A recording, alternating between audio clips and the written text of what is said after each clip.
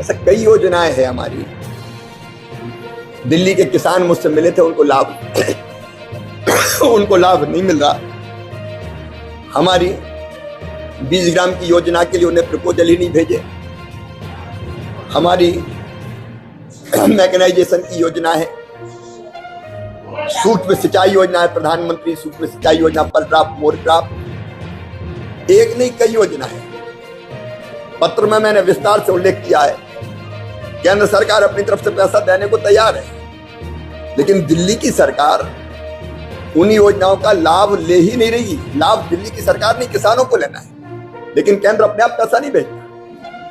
राज्य के प्रपोजल पर, प्रस्ताव पर केंद्र योजनाओं का पैसा भेजता है, और दिल्ली से कई योजनाओं के केंद्र सरकार की कोई प्रस्ताव आए ही नहीं, इसलिए उन योजनाओं का लाभ नहीं मिला।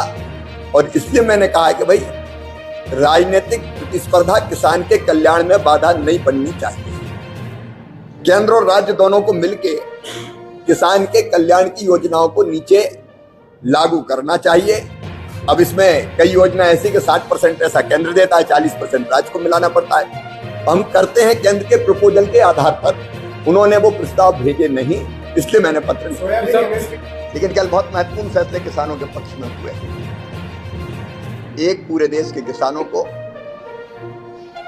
डीएपी खाद के बढ़े हुए दाम ना देना पड़े, क्योंकि अंतर्राष्ट्रीय बाजार में कीमतें बढ़ती रहती है। सरकार का संकल्प है कि हम यूरिया की डीएपी के 50 किलो के बैग को 1350 रुपए में ही किसानों को देंगे, और इसके लिए कल 3800 करोड़ रुपए से ज्यादा की सब्सिडी कैबिनेट ने स्वीकृत की है, ताकि सस्ता खाद समय पर किसानों को मिलता रहे। कल एक और महत्वपूर्ण फैसला हुआ। प्रधानमंत्री फसल बीमा योजना प्राकृतिक आपदा में किसानों की फसल बर्बाद होने के बाद जोखिम कवर करती है, मतलब उनको राहत देती है,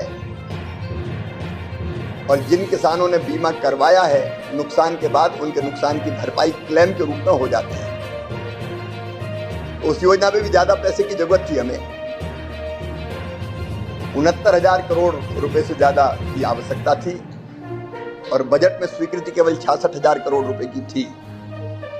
लेकिन कैबिनेट ने जो आवश्यक धनराशि है वो भी फसल बीमा योजना के लिए स्वीकृत की है।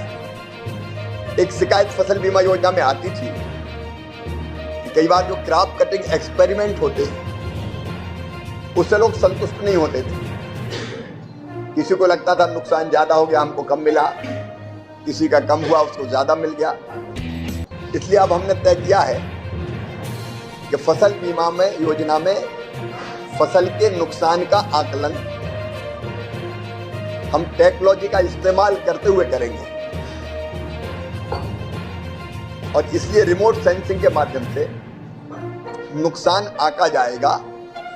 सैटेलाइट से जो इमेज आएगी उस इमेज के आधार पर कितना नुकसान हुआ है इसका आकलन करेंगे, क्योंकि आदमी जहां होता है मैनुअल अगर क्रॉप कटिंग एक्सपेरिमेंट करते हैं तो वहां गलती की भी गुंजाइश होती है, चूक की भी गुंजाइश होती है, और नियत में भी गड़बड़ हो सकती है। सरकार का संकल्प है कि हम यूरिया की डीएपी के 50 किलो के बैग को 1350 रुपए में ही किसानों को देंगे, और इसके लिए कल 3800 करोड़ रुपए से ज्यादा की सब्सिडी कैबिनेट ने स्वीकृत की है, ताकि सस्ता खाद समय पर किसानों को मिलता रहे। कल एक और महत्वपूर्ण फैसला हुआ। प्रधानमंत्री फसल बीमा योजना प्राकृतिक आपदा में किसानों की फसल बर्बाद होने के बाद। तो जैसा कि किसान भाइयों अभी आप लोग सुन पा रहे होंगे, मध्य प्रदेश के माननीय पूर्व मुख्यमंत्री शिवराज सिंह चौहान और केंद्रीय कृषि मंत्री और एवं ग्रामीण विकास मंत्री भी हैं शिवराज सिंह चौहान जी, आज उन्होंने बताया है कि किसानों को किस किस योजना का लाभ आगे मिलेगा 2025 में, नई साल में। और साथ ही उन्होंने एक चिट्ठी जो है दिल्ली के किसानों को पीएम किसान का लाभ नहीं मिलता है, और कई किसरे से संबंधित योजनाएं हैं जिनको लाभ नहीं मिलता है, तो उन्हें दिल्ली के मुख्यमंत्री श्री अतिशी सिंह को एक चिट्ठी लिखी है जिसमें बताया है कि कुछ स्टेट गवर्नमेंट को भी काम करना होता है, तब केंद्र सरकार की योजनाओं का लाभ मिल पाता है।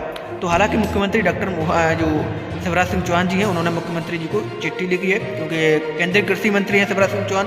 पूरे देश का किसानों को देखभाल वही करते हैं। किसानों की चाहे DAP खाद हो, चाहे फिर वो किसान सम्मान निधि ना आती हो, या फिर फसल बीमा हो, फसल मुआवजा हो, कई योजनाएं चलाई जा रही हैं सरकार की तरफ से। चलिए आगे सुनते हैं वो क्या कहते हैं, वो भी सुनवाते हैं आप लोगों को। मुख्यमंत्री जी का हुआ था तो वाराणसी में 9 करोड़ 26 लाख किसानों के खाते में 20,000 करोड़ की किसान सम्मान निधि की 7वीं किस्त भेजी गई थी। मोदी जी के नेतृत्व में ही 2,817 करोड़ रुपए के कुल निवेश वाले डिजिटल कृषि मिशन की मंजूरी दी गई है। राष्ट्रीय खाद्य तेल मिशन जिसमें 10,103 करोड़ रुपया खर्च होगा, उसको भी स्वीकृति दी गई है।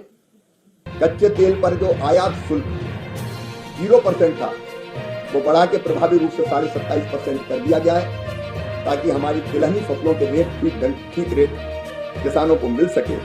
और रिफाइंड तेल पर तो ये आयात शुल्क बढ़ा के 35.75% कर दिया गया, 35.75%।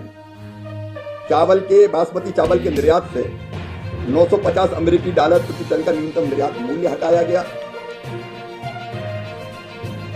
गैर बासमती सफेद चावल पर भी 490 अमेरिकी डॉलर प्रति टन निर्यात के भुगतान में देर करती है तो 12% की दर से उस पर ब्याज किसान को देना पड़ेगा जितनी वो देर करेगी। पहले कई बार राज्य अपना हिस्सा नहीं देते थे, क्योंकि फसल बीमा योजना में एक हिस्सा राज्य सरकार का और एक हिस्सा केंद्र सरकार का 50-50% होता है।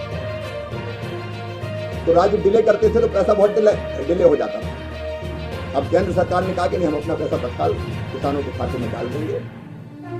ऐसे अनेकों परिवर्तन फसल बीमा योजना में किए गए और आज उस फसल बीमा योजना के लिए जितनी धनराशि की आवश्यकता है, आज केंद्रीय मंत्रिमंडल ने प्रधानमंत्री फसल बीमा योजना को और मौसम आधारित फसल बीमा योजना को 2025-26 तक जारी रखने की स्वीकृति दी है, जिसमें कुल बजट 69,515 करोड़ 71 लाख रुपया होगा। और जोखिम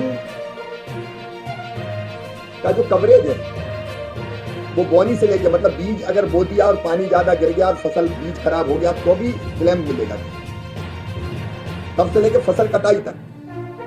मतलब कटने के बाद भी अगर फसल खराब हो जाती है, कटने के बाद भी खेत में रखी है, बारिश हो गई, जैसे इस समय कई जगह बारिश हो गई।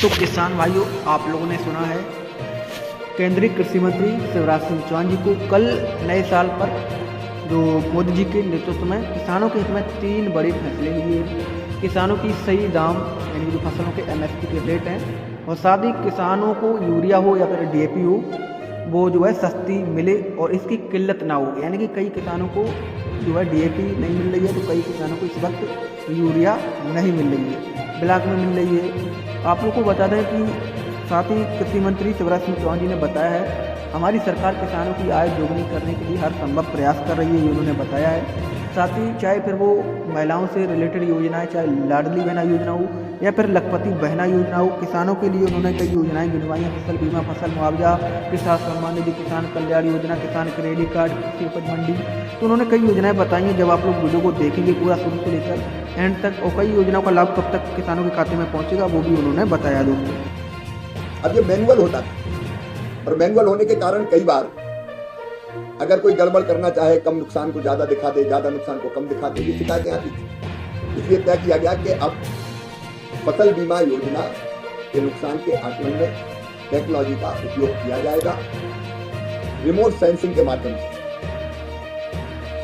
जो नुकसान होगा उसका आकलन किया जाएगा, और वह आकलन ऐसा होता है जब मानवीय हस्तक्षेप नहीं होता तो परफेक्ट होता है, और उस आकलन के आधार पर किसानों का क्लेम बनेगा और DBT के माध्यम से किसानों के खाते में राशि डाल दी जाएगी, नंबर 1। लेकिन बागवानी फसलों के लिए मौसम आधारित फसल बीमा योजना, मौसम आधारित फसल बीमा योजना का मतलब यह है कि अगर कहीं सूखा पड़ गया, ज्यादा गर्मी पड़ी और उत्पादन कम हो गया, कहीं बरसात ज्यादा हुई उत्पादन कम हो गया, कम बरसात के कारण उत्पादन कम हो गया।